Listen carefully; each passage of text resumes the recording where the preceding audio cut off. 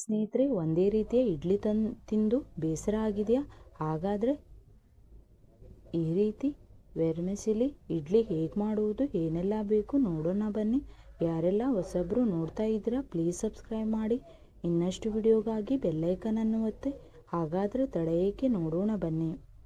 ನಮಸ್ಕಾರ ಎಲ್ಲರಿಗೂ, welcome back to Jaya recipe. ನಾನು 150 ಗ್ರಾಮ್ ವೆರ್ಮಿಸೆಲಿ ತೊಗೊಂಡಿದ್ದೀನಿ, ಅಂತಂದರೆ ಸೇವಿಗೆ ತೊಗೊಂಡಿದ್ದೀನಿ ನೋಡಿ. ಇದು ಸಾಮಾನ್ಯವಾಗಿ ಎಲ್ಲ ಅಂಗಡಿಗಳಲ್ಲಿ ಸಿಗುತ್ತೆ ಫ್ರೆಂಡ್ಸ್. ಇದರಿಂದ ಪಾಯಸ ಕೂಡ ಮಾಡ್ತಾರೆ, ಭಾಳಷ್ಟು ರೆಸಿಪಿಯನ್ನು ಮಾಡ್ತಾರೆ ಫ್ರೆಂಡ್ಸ್. ಉಪ್ಪಿಟ್ಟನ್ನು ಕೂಡ ಮಾಡ್ತಾರೆ.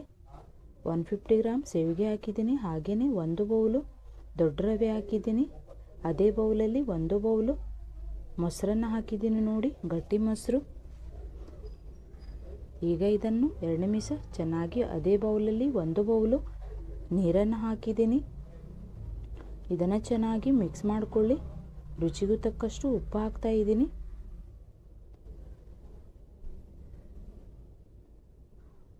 ನೀರು ಬೇಕಂತಂದರೆ ಸ್ವಲ್ಪ ಆ್ಯಡ್ ಮಾಡ್ಕೊಳ್ಳಿ ಫ್ರೆಂಡ್ಸ್. ಚೆನ್ನಾಗಿ ಮಿಕ್ಸ್ ಆಗಬೇಕು. ನೀರಿನ ಜೊತೆ ಚೆನ್ನಾಗಿ ನೆನೆಬೇಕು.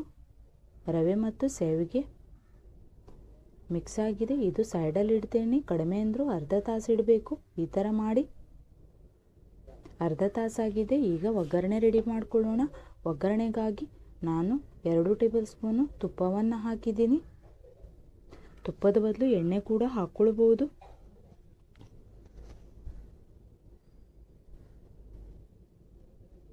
ಅರ್ಧ ಟೇಬಲ್ ಸ್ಪೂನು ಸಾಸಿವೆ, ಅರ್ಧ ಟೇಬಲ್ ಸ್ಪೂನು ಜೀರಿಗೆ ಹಾಕಿದ್ದೀನಿ. ಸಾಸಿವೆ ಜೀರಿಗೆ ಚಟಪಟ ಅಂತಿದೆ. ಈಗ ಇದರಲ್ಲಿ 1 ಟೇಬಲ್ ಸ್ಪೂನು ಕಡಲೆಬೇಳೆ, 1 ಟೇಬಲ್ ಸ್ಪೂನು ಉದ್ದಿನಬೇಳೆ ಹಾಕಿ ಚೆನ್ನಾಗಿ ಫ್ರೈ ಮಾಡ್ಕೊಳ್ಬೇಕು. ಉದ್ದಿನಬೇಳೆ ಕಡಲೆಬೇಳೆ ಹಾಕೋದ್ರಿಂದ ಇಡ್ಲಿ ತಿನ್ನುವಾಗ ಕ್ರಿಸ್ಪಿನೆಸ್ ಬರುತ್ತೆ ಬಾಯಿಗೆ. ಅದೇ ರೀತಿ ಕರಿಬೇವಿನ ಸೊಪ್ಪನ್ನು ಕಟ್ ಮಾಡಿಬಿಟ್ಟು ಹಾಕಿದ್ದೀನಿ ಸಣ್ಣ ಸಣ್ಣದಾಗಿ.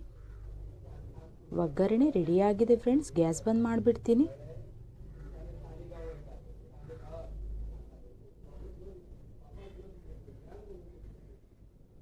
ನೀವು ಕೂಡ ಟ್ರೈ ಮಾಡಿ. ಈ ರೀತಿ ಒಗ್ಗರಣೆ ಹಾಕೋದ್ರಿಂದ ಇಡ್ಲಿ ಸೂಪರ್ ಆಗಿ ಬರುತ್ತೆ ಫ್ರೆಂಡ್ಸ್. ಈಗ ನಾವು ವರ್ಮಸಿಲಿ ಅಂದರೆ ಸೇವಿಗೆ ಮಿಕ್ಸ್ ಮಾಡಿಟ್ಟಿದ್ವಿ, ಅರ್ಧ ತಾಸು ಆಗಿದೆ. ಈಗ ಇದರಲ್ಲಿ ಸ್ವಲ್ಪ ನೀರು ಸೇರಿಸ್ಬಿಟ್ಟು ಚೆನ್ನಾಗಿ ಒಂದ್ಸಲ ಮಿಕ್ಸ್ ಮಾಡಿಬಿಡಬೇಕು.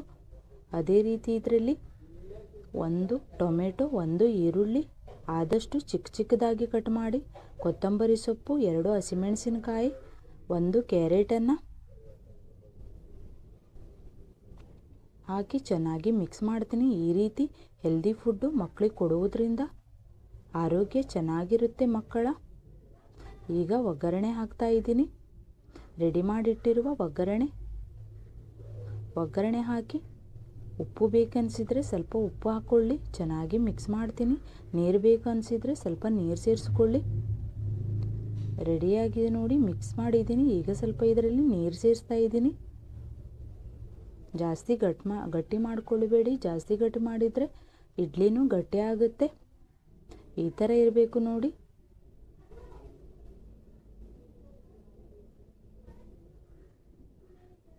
ಸಾಮಾನ್ಯವಾಗಿ ಇಡ್ಲಿ ಎಲ್ಲರ ಮನೆಯಲ್ಲೂ ಮಾಡ್ತಾರೆ, ಆದರೆ ಈ ರೀತಿ ಇಡ್ಲಿ ತುಂಬ ಒಳ್ಳೆಯದು ಆರೋಗ್ಯಕ್ಕೆ. ಈಗ ಇಡ್ಲಿ ಪ್ಲೇಟನ್ನು ತಗೊಂಡು ಎಣ್ಣೆ ಒರೆಸ್ತಾ ಇದ್ದೀನಿ. ಅದಕ್ಕೆ ಎಣ್ಣೆ ಹಾಕಿಬಿಟ್ಟು ಈ ರೀತಿ ಎಣ್ಣೆ ಹಾಕೋದ್ರಿಂದ ಇಡ್ಲಿ ಚೆನ್ನಾಗಿ ಏಳುತ್ತೆ. ಈಗ ಸ್ವಲ್ಪ ಸ್ವಲ್ಪನೇ ಬೆಟರ್ ಹಾಕ್ತಾ ಇದ್ದೀನಿ, ಜಾಸ್ತಿ ಹಾಕ್ಕೊಳ್ಬೇಡಿ.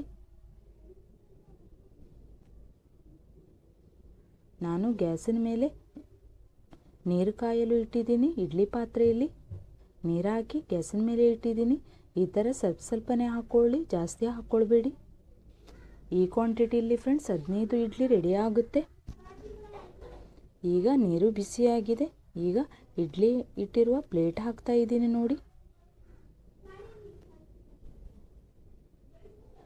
ಮಕ್ಕಳಿಗೆ ಮಾಡಿಕೊಡಿ. ಈ ಇಡ್ಲಿ ಕಲರ್ಫುಲ್ ಆಗಿರೋದ್ರಿಂದ ಮಕ್ಕಳಿಗೆ ತುಂಬ ಇಷ್ಟ ಆಗುತ್ತೆ. 20 ನಿಮಿಷ ಆದಮೇಲೆ ಇಡ್ಲಿ ಪಾತ್ರೆನ ಓಪನ್ ಮಾಡಿ ನೋಡಿ, ತೆಗೀರಿ ಎಷ್ಟು ಚೆನ್ನಾಗಿ ಬಂದಿದೆ ಅಂತ. Wow, super. ನೀವು ಕೂಡ ಟ್ರೈ ಮಾಡಿ, ನಿಮಗೂ ಕೂಡ ಇಷ್ಟ ಆಗುತ್ತೆ. ನಿಮ್ಮ ಫ್ಯಾಮಿಲಿ ಫ್ರೆಂಡ್ಸಿಗೂ ಸಹ ಶೇರ್ ಮಾಡಿ. ಇಡ್ಲಿ ಹೇಗಾಗಿತ್ತು ಅಂತ ಕಮೆಂಟ್ಸ್ ಮೂಲಕ ಕಮೆಂಟ್ಸ್ ಮಾಡಿ ಫ್ರೆಂಡ್ಸ್. ನಾನು ಈಗಾಗಲೇ ಈ ಚಟ್ನಿ ರೆಸಿಪಿಯನ್ನು ಫ್ರೆಂಡ್ಸ್ ಅಪ್ಲೋಡ್ ಮಾಡಿದ್ದೀನಿ, ಅದನ್ನು ಕೂಡ ನೀವು ನೋಡಿ. ಈ ಇಡ್ಲಿ ಜೊತೆ ಈ ಚಟ್ನಿ ಸೂಪರ್ ಆಗಿತ್ತು ಫ್ರೆಂಡ್ಸ್. ಟ್ರೈ ಮಾಡಿ, ಇಷ್ಟವಾದಲ್ಲಿ ಲೈಕ್ ಶೇರ್ ಸಬ್ಸ್ಕ್ರೈಬ್ ಮಾಡಿ. ಇನ್ನಷ್ಟು ವಿಡಿಯೋಗಾಗಿ ಬೆಲ್ಲೈಕನನ್ನು ಒತ್ತಿ. Thank you.